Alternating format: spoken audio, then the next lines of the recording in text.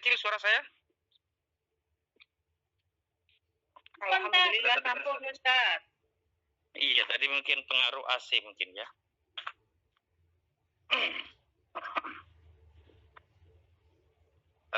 Baik teman-teman semuanya.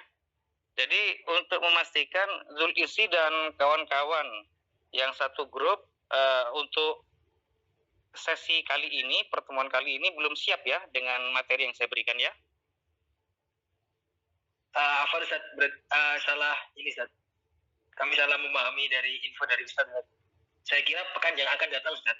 Saya kemarin Ustaz bilangnya di hari Rabu, bilangnya pekan yang akan datang. Saya terimanya itu maksudnya yang akan datang. Satu pekan lagi. Iya. Oke.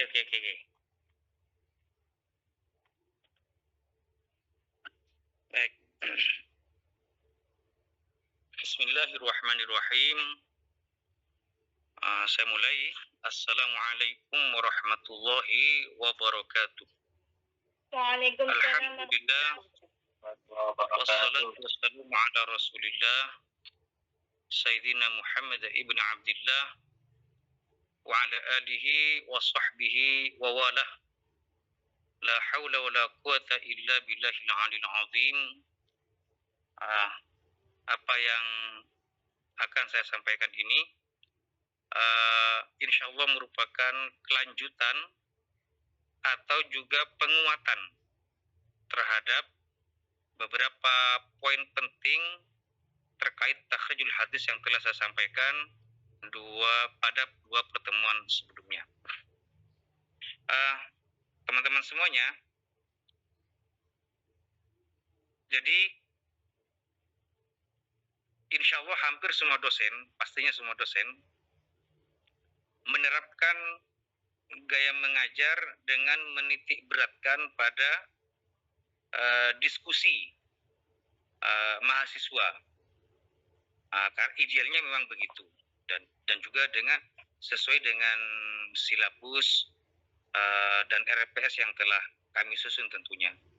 Maka kedepannya kuliah apa saja termasuk takhrijul hadis, kecuali mungkin beberapa mata kuliah tertentu ya yang intinya teman-teman ini tidak seperti pada SMA atau SMP ya, informasi pengetahuan lebih banyak datang dari seorang mentor, instruktur atau guru ya. Tetapi kalau di perguruan tinggi porsinya memang harus lebih banyak pada mahasiswa. Namanya saja maha, tentu berbeda dengan siswa. Jadi di atasnya siswa. Untuk itu adik-adikku semuanya dan mungkin Bapak Ibu ya, ke depan setelah 3 pengantar dari saya ini, teman-teman harus berkreasi sendiri sesuai judul yang telah saya kirimkan kepada ketua kelas dalam bentuk RPS. Di RPS itu ada silabus, di mana kemudian ketua kelas Kosma ya lalu membagi-bagi setiap topik perkuliahan sesuai dengan komposisi mahasiswa yang ada. Nah, teman-teman semuanya,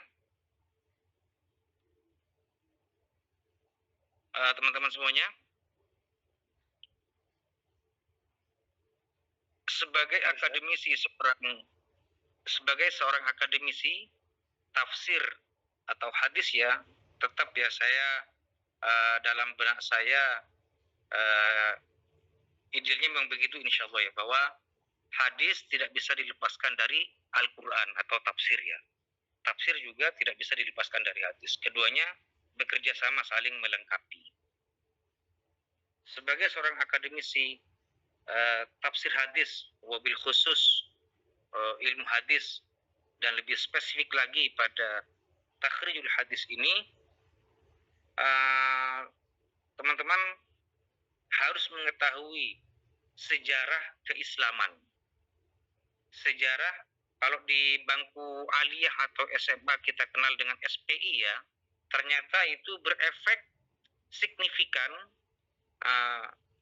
sangat potensial, sangat berpengaruh ketika teman-teman menempuh kuliah ilmu hadis seperti ini, karena sangat berkaitan dengan bicara perkembangan hadis, sejarah tadwinul hadis, pembukuan hadis, sampai pada takhrijnya tidak bisa dilepaskan dengan aspek sejarah peradaban Islam.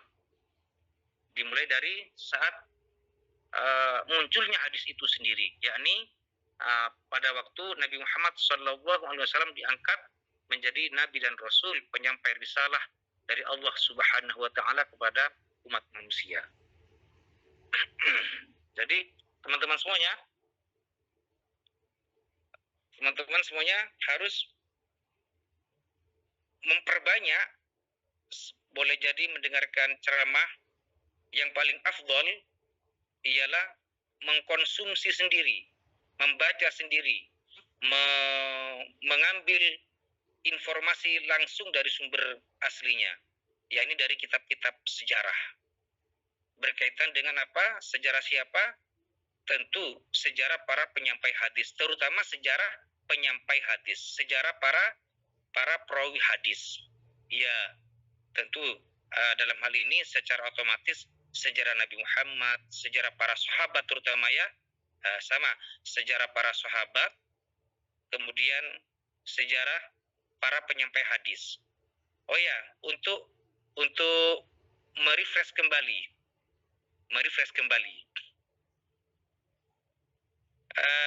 Karena ini nanti penting ya dalam kaitan takhrijul hadis. Salah satu kegiatan takhrijul hadis itu misalnya ketika nanti teman-teman dihadapkan pada sahabat yang menerima hadis dari Nabi, apakah perlu diteliti atau tidak kesejarahannya? Apakah hadis yang diterima oleh sahabat itu otomatis diterima atau tidak, misalnya begitu. Jadi teman-teman, para periwayat hadis setelah sahabat, yakni para tabi'in, atba'ut tabi'in, terus setelah tabi'in. Teman-teman pelan-pelan ya menyimak apa yang saya sampaikan ini ya, karena jika tidak paham beberapa istilah maka dimungkinkan juga tidak paham nanti pada penjelasan berikutnya. Jadi begini ya, kebetulan saya tidak sedang di rumah, saya ada di suatu tempat sehingga saya tidak bisa memberikan diagram atau semacam tampilan struktur hadis berikut sanad-sanadnya. Tetapi melalui 2 pertemuan sebelumnya yang telah saya berikan tampilan tentang apa itu sanad, tentang apa itu hadis, saya berharap teman-teman memahami dalam benak gambaran apa yang saya sampaikan ini. Jadi begini teman-teman ya, hadis itu, kemarin ada yang bertanya hadis qudsi itu ya, hadis qudsi itu sama dengan hadis nabawi lainnya. Kalau salah satu periwayat hadis qudsi itu setelah diteliti oleh teman-teman ternyata berdusta, ada yang berdusta, maka secara keseluruhan hadis itu statusnya palsu. Misalnya Yahya, seorang periwayat bernama Yahya, jujur, punya guru juga jujur, kemudian ingatannya kuat, dipercaya banyak orang, tetapi kemudian Yahya punya murid, menyampaikan suatu hadis kepada seorang muridnya bernama Hamid misalnya, Hamid setelah oleh teman-teman ini diteliti biografinya, dia ketahuan pernah atau dituduh palsu lah, jangankan terbukti palsu, dituduh memalsukan hadis oleh banyak kalangan, oleh banyak para ulama pengkritik ulama kritikus hadis, ulama al-jarh wa ta'dil maksud saya ya, ulama yang menekuni penilaian kredibilitas seseorang, integritas seseorang, apakah ia jujur atau kuat ingatannya dan lain sebagainya. Ternyata muridnya Yahya itu yang bernama Hamid tadi itu pernah dituduh palsu, maka secara keseluruhan tidak bisa diterima hadisnya itu. Ini gambaran saja ya teman-teman ya. Oke teman-teman, Bapak Ibu semuanya, hadis itu tadi saya sampaikan hadis qudsi secara kualitas dan status sama dengan hadis nabawi lainnya, dengan hadis lainnya. Kalau secara sandaran terakhir ya berbeda ya. Kalau hadis qudsi itu informasi terakhir langsung dari Allah Ta'ala. Tapi kalau hadis nabawi biasa, seperti misalnya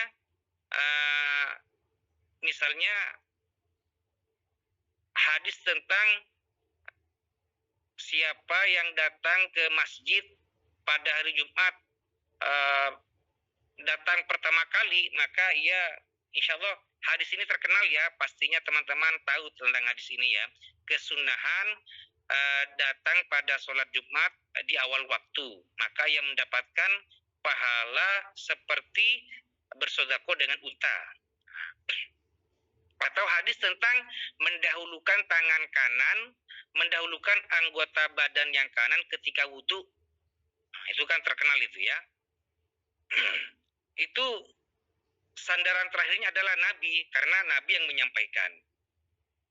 Kalau hadis qudsi yang menyampaikan informasi terakhir itu, sandaran terakhir, sanadnya yang terakhir adalah Allah Subhanahu wa Ta'ala. Misalnya, man lam yashkuru ala na'mai, siapa yang tidak bersyukur atas nikmat yang aku anugerahkan kepadanya, dan dia tidak bersabar atas segala cobaan yang aku timpakan kepadanya, maka falyakhruj min tahtis sama, maka keluarlah ia dari kolong langit ini dan watlub robban siwa, dan cari Tuhan selain aku. Tentu kata-kata ini bukan Nabi yang mengucapkan, pasti. Siapa? Allah Ta'ala. Ya, ciri-cirinya adalah dari Abu Hurairah, dari Nabi SAW, ia bersabda bahwa Allah Ta'ala berfirman, atau Tuhanku berfirman. Ini ciri-ciri dari hadis qudsi. Kalau sandaran terakhirnya adalah Allah, maka ya hadis qudsi. Tetapi untuk kualitasnya, apakah hadis palsu atau hadis dhaif atau lemah ya, atau hadis sahih ya, itu nanti tergantung penelitian teman-teman. Kembali kepada penelitian adik-adik semuanya, Bapak Ibu ya. Apakah di sana ada perawi yang lemah ingatannya, yang tadinya diperkirakan sahih hadisnya, karena ada yang lemah ingatan, kekuatan hafalan para perawinya, maka jatuhlah hadis itu menjadi hadis dhaif atau hadis lemah. Jadi gambarannya seperti itu nanti teman-teman ya. Bagaimana sih kerja-kerja takhrijul hadis itu? Oke, saya lanjutkan. Teman-teman semuanya, di awal pembicaraan telah saya sampaikan, teman-teman harus tahu, harus harus menguasai betul minimal tokoh-tokoh sejarah. Apa itu istilah generasi? Maksud saya begini, Nabi pernah bersabda,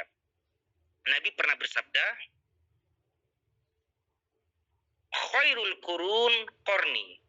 Nabi SAW pernah bersabda, sebaik-baik umat itu, sebaik-baik generasi itu, orang yang hidup pada zamanku ketika aku masih hidup. Kemudian setelahnya, sampai Nabi menyebut 3 kali. Itulah sebabnya teman-teman ada penamaan ulama salaf dan ulama kholaf, atau istilah lain dikenal dengan ulama mutaqaddimin dan ulama mutaakhirin. Orang-orang yang hidup pada 300 tahun pertama Hijriyah disebut orang-orang salaf. Setelahnya, tentu saja orang-orang yang hidup pasca atau setelah 300 tahun pertama Hijriah disebut orang-orang kholaf atau ulama kholaf. Nah, maka teman-teman harus dengan mengetahui perbedaan ini, nanti teman-teman akan tahu siapa yang mengumpulkan hadis, siapa orang yang pertama kali mengumpulkan hadis, dan siapa yang mengutip kembali hadis. Contoh, misalnya, teman-teman pernah dengar nggak nama seorang Imam Nawawi? Imam An-Nawawi, pengarang kitab Riyadhus Shalihin. Pernah dengar nggak nama Imam Nawawi itu? Ya minimal pernah dengar gitu. Pernah ya? Iya. Oke, alhamdulillah. Pripon Bu? Ya begitulah ya. Jadi Imam Nawawi itu kitab-kitabnya dikaji di pondok-pondok pesantren, di madrasah-madrasah, dikaji di banyak masjid musola pada kegiatan-kegiatan majelis ta'lim. Biasanya kitabnya yang dikaji itu kitab Riyadhus Shalihin atau kitab Arba'inun Nawawi. Jadi dua kitab yang saya sebut tadi itu yaitu kitab Riyadhus Shalihin dan kitab Arba'inun Nawawiyah, 40 hadis yang dikumpulkan oleh Imam Nawawi. Dan kitab-kitab dan hadis-hadis yang dikumpulkan oleh Imam Nawawi dalam kitabnya Riyadhus Shalihin. Teman-teman harus tahu, Imam Nawawi itu hidupnya, insya Allah beliau lahir sekitar 500 atau 600 tahun setelah Nabi wafat. Ayo, dengan rumus yang atau poin-poin yang telah saya sebutkan sebelumnya, kalau Imam Nawawi yang lahir hidup kurang lebih 600 tahun setelah Nabi wafat, apakah beliau tergolong ulama kholaf atau ulama salaf? Nah, ini penting ini. Ayo, siapa yang mau? Yang bantu jawab. Imam Nawawi itu yang punya kitab hadis Riyadhus Shalihin itu, beliau itu termasuk ulama salaf atau ulama kholaf? Ulama kholaf. Bagus sekali, 100. Iya, harus begitu teman-temannya. Teman-teman harus tahu, oh, rumusnya adalah siapa yang hidup 300 tahun pertama maka ya disebut salaf. 300 tahun setelah 300 tahun yang pertama itu sampai sekarang, sampai hari kiamat, maka otomatis disebut ulama kholaf. Apa kegunaan mengetahui perbedaan dan pembedaan istilah seperti ini? Kegunaannya adalah bahwa yang mencari hadis, yang mengumpulkan hadis pertama kali, sampai pernah saya cerita ya bahwa ada seorang ulama hadis itu yang rela habis hartanya hanya untuk memastikan apakah hadis tentang, misalnya ya, hadis tentang bacaan sujud subhana rabbil a'la itu apakah benar-benar diucapkan oleh Nabi. Jadi ada banyak kisah-kisah semacam itu teman-teman ya. Sudah dengar hadisnya itu, sudah tapi kurang yakin karena mungkin gurunya yang menyampaikan mungkin dikala menyampaikan pada saat sudah sepuh, pada saat sudah tua, mungkin dikhawatirkan mohon maaf berkurang kekuatan ingatannya, maka sang ulama yang bersangkutan yang penasaran dan ingin memastikan hadis itu pergi ke lintas negara, keluar dari negaranya, ya, ada yang habis hartanya sebagai ongkos atau apalah ya, untuk mencari guru yang lebih kuat kekuatan ilmunya, hafalannya, kefikohannya, tingkat kepercayaannya, dan lain sebagainya. Itu ulama salaf teman-teman ya, karena orang yang pertama kali mencari dan mengumpulkan hadis. Nah, itu kegunaannya. Maka Imam Nawawi bukan ulama hadis yang pertama kali, beliau hanya mengutip. Nah, maka nanti teman-teman ketika teman-teman nanti misalnya mendengar ceramah atau menyampaikan kajian, hadis sebagaimana diriwayatkan oleh Imam Nawawi. Keliru itu, keliru. Di mana letak kekeliruannya? Karena Imam Nawawi bukan orang yang pertama kali yang mengumpulkan atau meriwayatkan hadis. Oh ya, sebelum saya bicara lebih jauh, istilah diriwayatkan, dikumpulkan, dikeluarkan itu saling kait mengkait teman-teman ya. Nah itu ibarat benang yang saling menjalin itu. Maksud saya itu sangat-sangat satu sama lain saling berkaitan. Dikumpulkan, diriwayatkan, ditakhrij. Ditakhrij itu bahasa Arabnya, bahasa Inggrisnya dikeluarkan. Jadi Imam Nawawi itu hanya mengutip dari mana? Dari kitab aslinya. Kitab aslinya ada berapa? Yang terkenal loh ya, sebenarnya banyak sekali yang berhasil dikumpulkan oleh para ulama itu yang dikenal dengan istilah kutubut tis'ah, 9 kitab hadis. Ingat ya, saya beri catatan, kitab-kitab hadis yang kitab sumber primer hadis sebenarnya bukan 9 kitab yang kita sebutkan di pertemuan sebelumnya ya, bukan hanya 9 kitab, tapi boleh jadi ratusan ya, karena pada abad pertama, kedua, puncaknya pada abad ketiga Hijriah itu adalah masa-masa pembukuan, masa-masa pencarian dan pembukuan hadis. Puncaknya pada abad ketiga Hijriah ya, pada abad di mana umat Islam ketika itu ini aspek sejarah ini di mana ketika itu umat Islam disibukkan dengan berperang dengan musuh, sehingga banyak ulama yang ikut perang lalu terbunuh di medan peperangan, sehingga hadis-hadis yang diriwayatkannya hilang seiring gugurnya beliau di medan-medan jihad, di medan-medan tempur ya. Allahu Akbar. Nah, maka muncullah 9 kitab hadis ini yang berhasil diselamatkan, atau boleh dikata yang lebih banyak dirujuk, yang artinya hadis-hadis palsunya kalaupun ada sedikit. Jadi 9 kitab hadis itu intinya pertama yang berhasil diselamatkan, lalu banyak pengertian 9 kitab hadis itu. Kutubut tis'ah itu banyak, diantaranya yaitu yang saya sebutkan, yaitu yang berhasil diselamatkan. Kemudian yang kedua, tingkat periwayatannya banyak akuratnya daripada kitab-kitab yang tidak bisa yang tidak terselamatkan lah ya.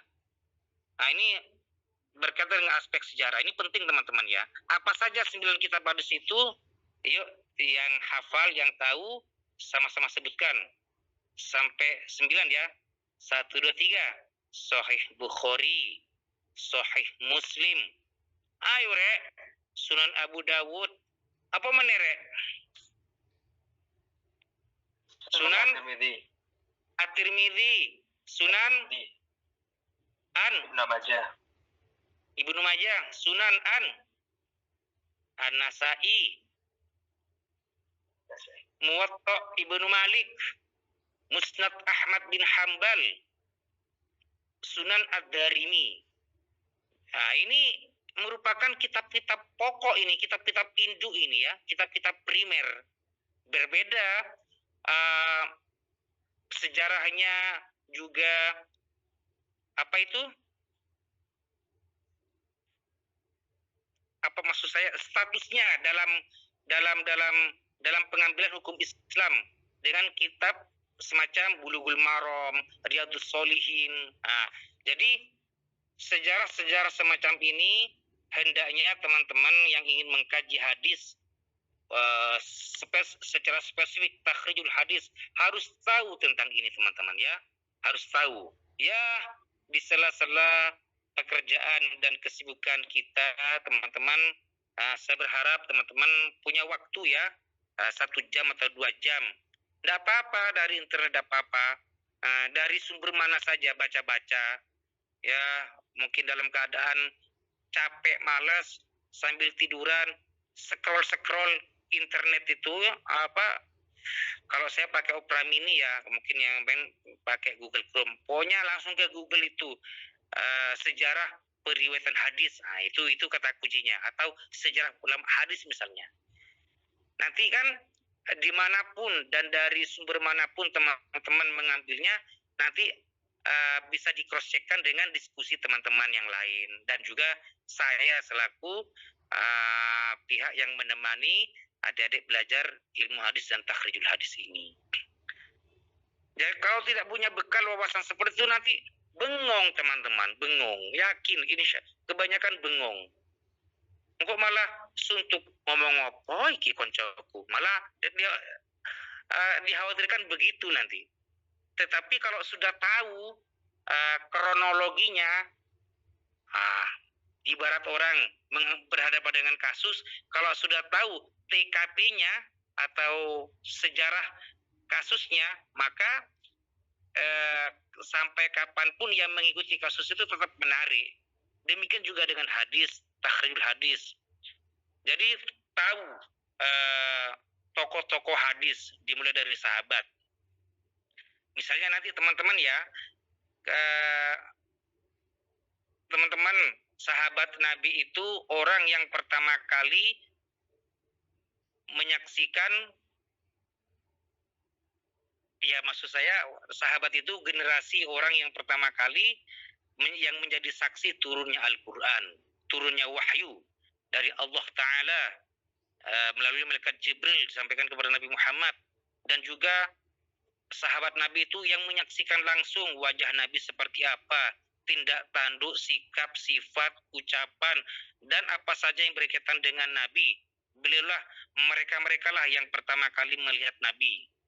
Nah, itu dalam kesepakatan atau fatwa atau keputusan mayoritas ulama hadis, para sahabat, tentang kejujuran atau kedustaannya tidak diragukan lagi. Dalam takhrijul hadis, semua sahabat Nabi itu dinyatakan adil. Adil itu maksudnya riwayatnya diterima tanpa syarat. Tanpa syarat. Berbeda dengan generasi setelah sahabat, ya, berbeda dengan generasi setelah sahabat.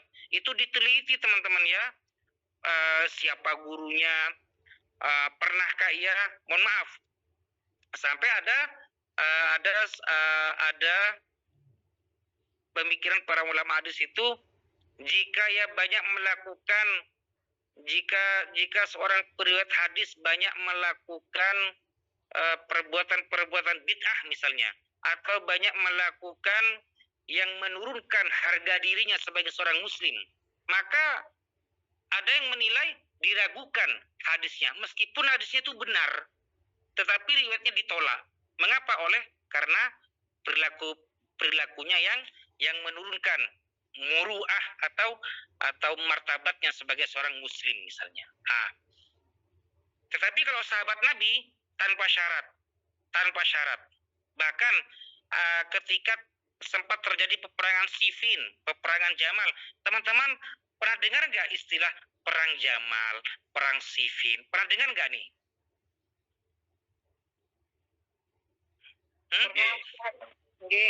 Pernah ya? Iya. Siapa perang Jamal itu, sebagaimana kita baca dalam sejarah, adalah peperangan antar sahabat Nabi. Coba bayangkan itu. Ada juga perang Siffin. Perang Siffin dalam satu kasus. Ini menurut data sejarah. Teman-teman pernah dengar nggak nama Abdullah bin Amr bin As? Amr bin As, bukan Abdullah, tetapi nama Amr bin As. Pernah dengar nggak nih? Amr bin As, seorang sahabat Nabi itu. Pernah, Ustaz. Pernah. Pernah. Jadi Bacaan kirota masuk dalam bacaan kiroat sabah itu ya, Ustaz. bukan. Bukan. Ini bukan Abdul bin Mas'ud, tapi bukan Abdullah ya, tapi Amr bin As. Amr bin As ini orang yang ahli diplomasi itu bukan, Ustaz? Iya, betul. Amr bin As ini seorang sahabat Nabi. Nabi pernah bersabda kan, jangan sekali-kali mencela, menghina sahabat-sahabatku. Sahabat-sahabat itu kan nujum, ibarat bintang gemintang di atas langit yang memberikan petunjuk jalan kepada manusia di bumi. Jadi para sahabat Nabi itu digambarkan oleh Nabi bagaikan bintang-bintang yang memberikan petunjuk kehidupan, dalam hal ini kehidupan akhirat ya. Kalau bintang-bintang di atas langit itu kan di kehidupan dunia, tapi bagaikan bintang. Jadi teman-teman, bahkan sampai terjadi banyak peperangan antar sahabat, tetap riwayat hadisnya diterima.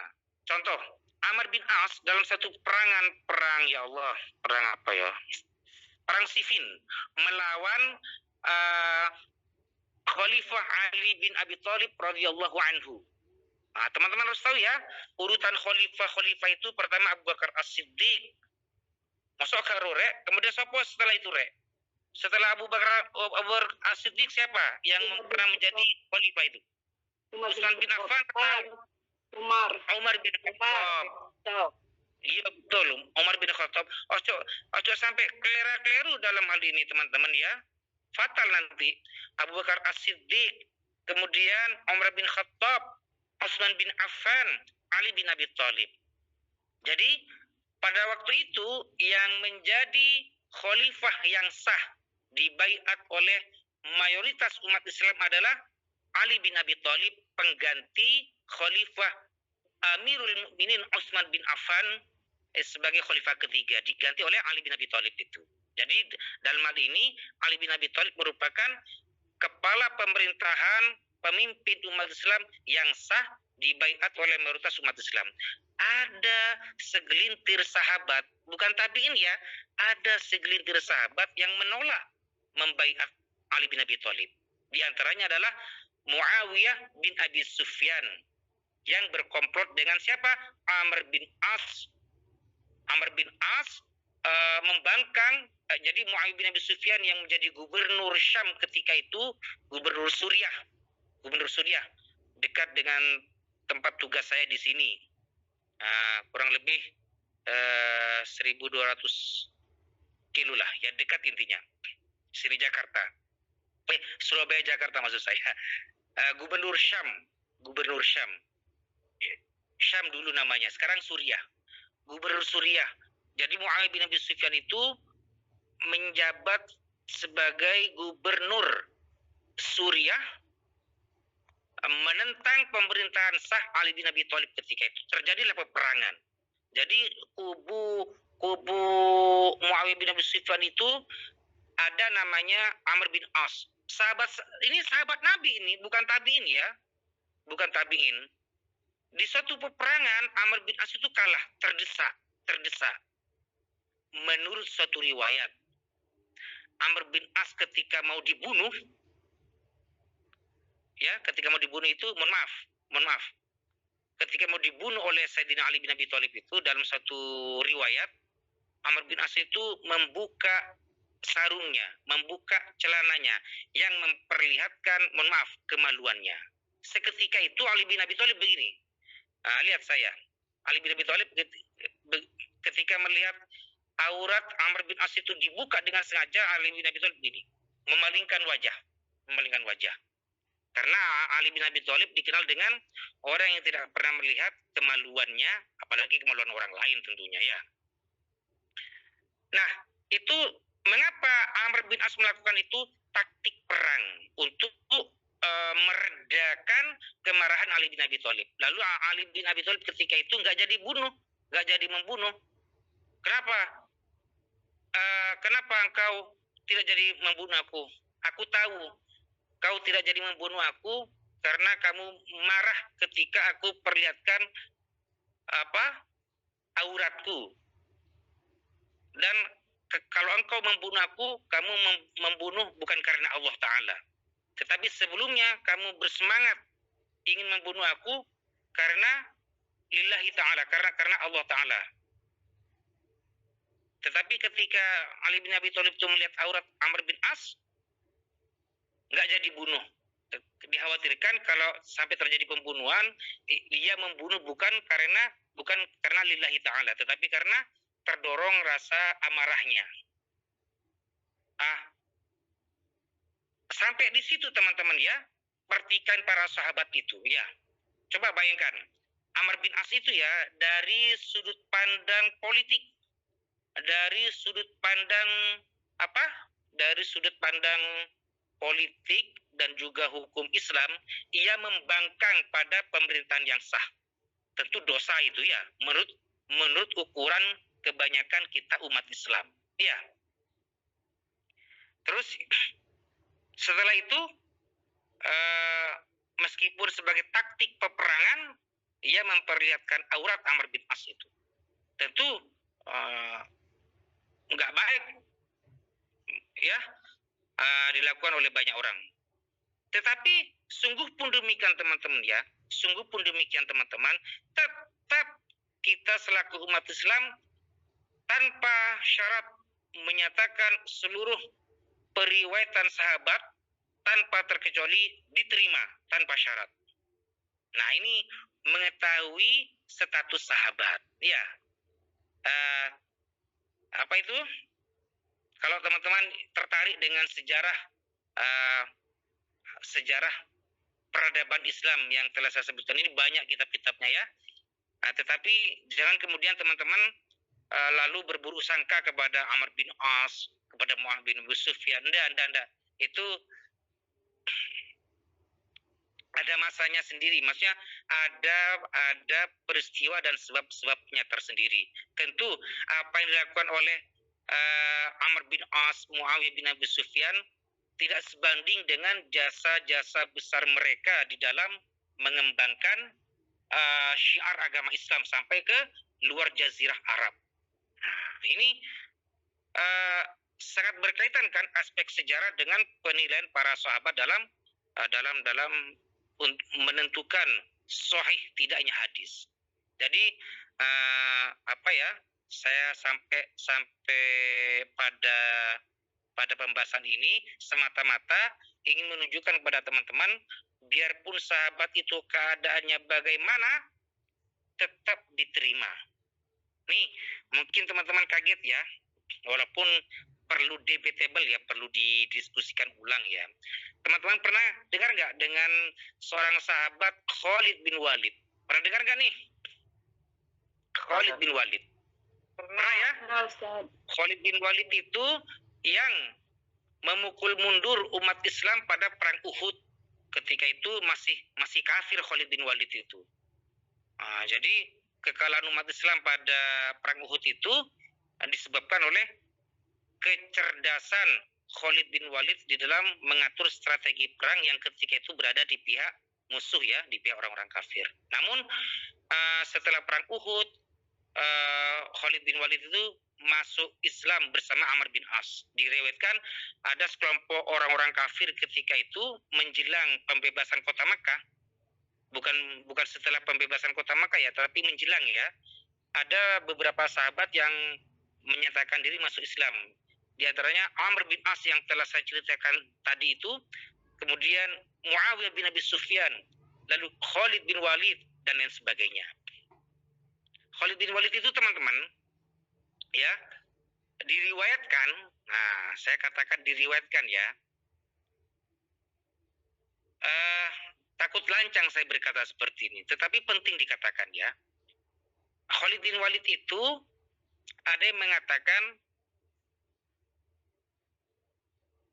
tidak mengetahui banyak hukum Islam, padahal seorang sahabat Nabi. Jangan berburu sangka dulu kita. Khalid bin Walid itu diriwayatkan tidak banyak mengetahui tentang hukum Islam. Tetapi teman-teman semuanya, meskipun anggaplah benar riwayat itu ya yang mengatakan bahwa Khalid bin Walid itu secara ilmu agama Islam kalah dengan generasi setelah sahabat, tetap seujung kuku pun tidak bisa melebihi kemuliaan Khalid bin Walid. Maksud saya, umat Islam yang tidak pernah melihat Nabi, umat Islam yang tidak pernah sezaman dengan Nabi, pasca sahabat, orang-orang yang hidup setelah Nabi wafat, biar bagaimanapun dia alim, pandai sekalipun, tetap tidak bisa melebihi kemuliaan Khalid bin Walid biar seujung kuku sekalipun. Mengapa? Karena keunggulan, keistimewaan, keberkahan orang-orang yang pernah hidup di zaman sahabat Nabi. Apalagi Khalid bin Walid pernah berkata begini, waktuku habis, aku tidak sebagaimana sahabat-sahabat yang lain yang tiap hari bermujalasah dengan Nabi, menuntut ilmu bersama Nabi di forum-forum pengajian misalnya ya. Mengapa? Sejak aku memutuskan masuk Islam, waktuku habis untuk memerangi musuh-musuh Islam. Nah, ini ada alasannya kenapa Khalid bin Walid tidak sempat banyak menuntut ilmu sebagaimana sahabat-sahabat yang lainnya. Apa tadi itu? Karena waktunya habis di medan peperangan, di medan tempur, menggempur musuh-musuh Islam ketika melawan Romawi dan banyak ketika menaklukkan orang-orang Persia dan lain sebagainya. Jadi Khalid bin Walid itu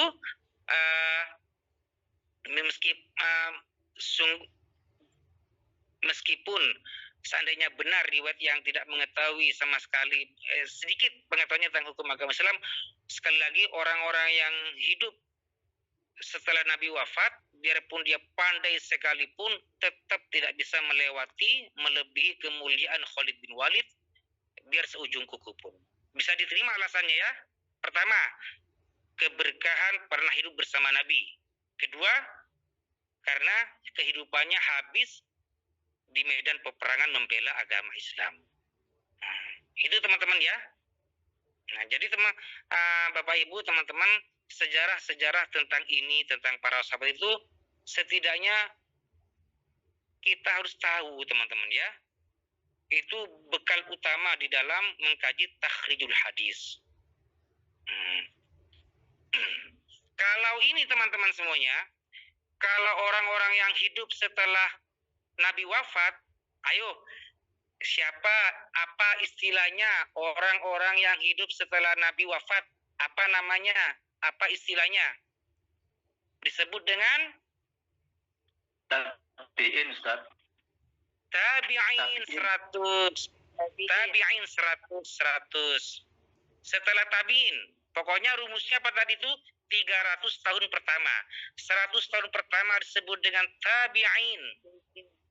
Terus 100 tahun kedua disebut dengan tabi'ut tabi'in. Bagus. Atba'ut tabi'in tabi'in. Tabi'ut tabi'in tabi'in. Nah, itu ya. Itu harus tahu teman-teman ya.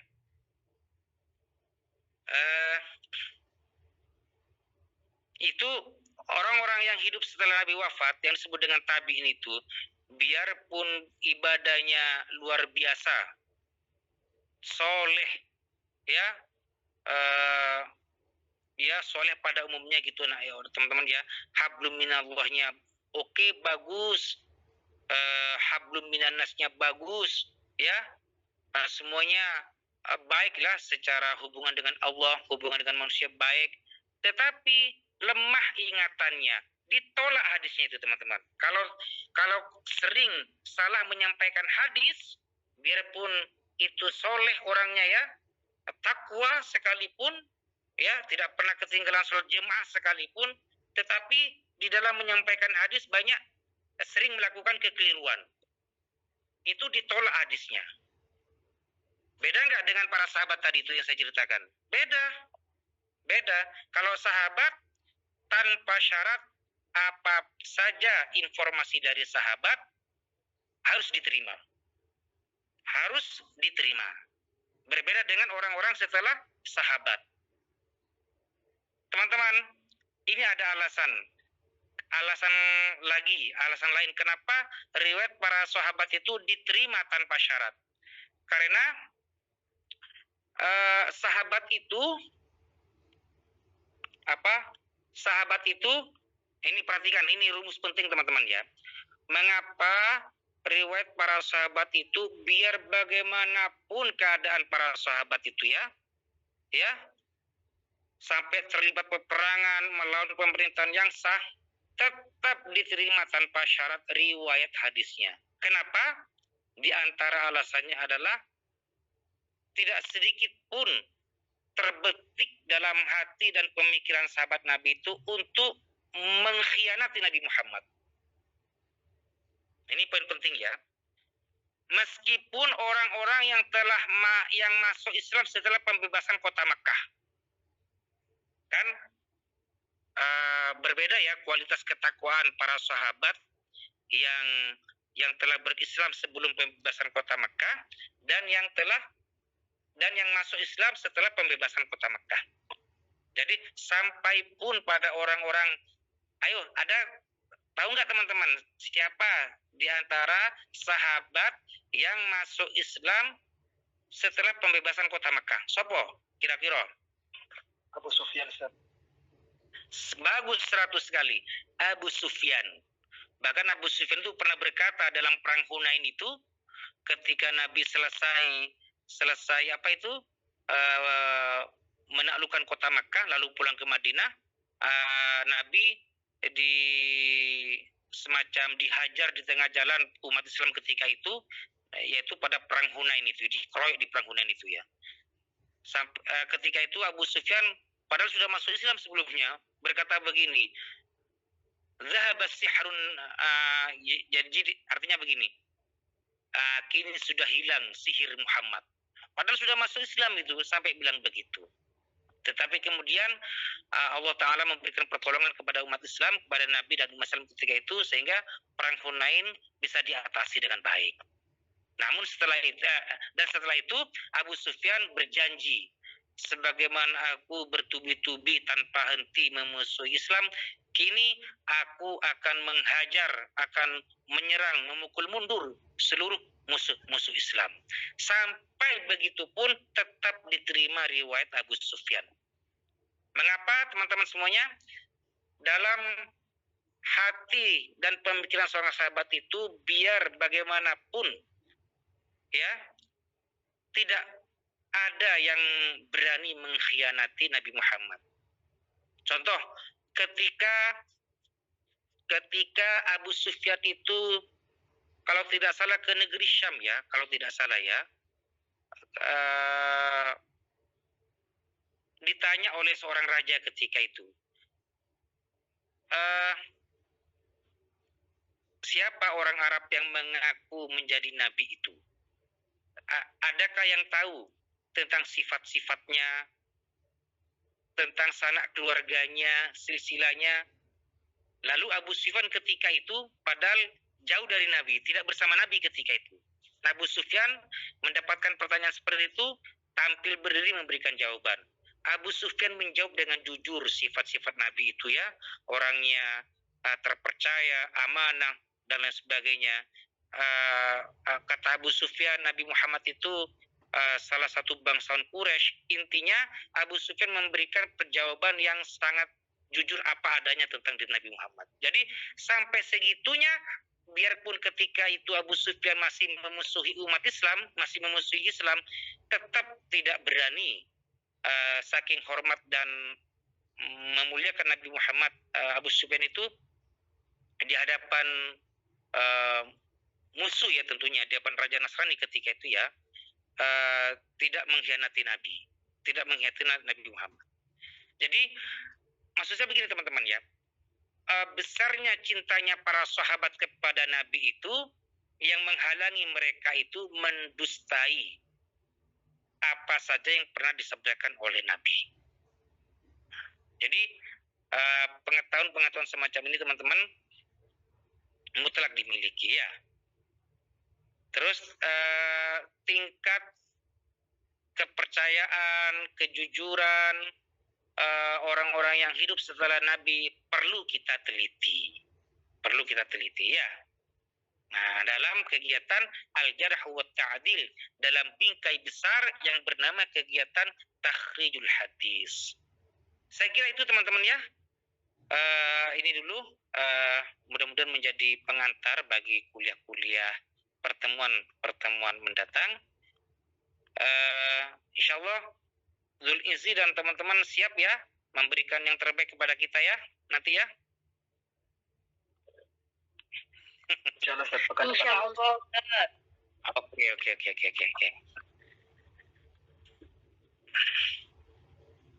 Ini mafi faidah ini. Sama'at. Hadis samat mafi faidah. Ini udah pakai ini saya pakai apa? Earphone itu. Ya mungkin casnya yang kurang. Baik, itu saja teman-teman. Ini semakin maju waktu asar di sini nih. Makanya ini beberapa menit lagi adzan maghrib di sini. Sambil lalu tetap nanti Zulkifli memberikan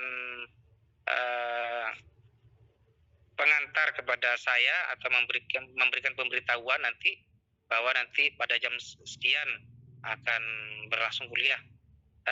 Insyaallah di sela-sela itu juga saya menyampaikan perubahan waktu, mungkin agak maju kek atau nanti tepat pada pukul 19 kek gitu.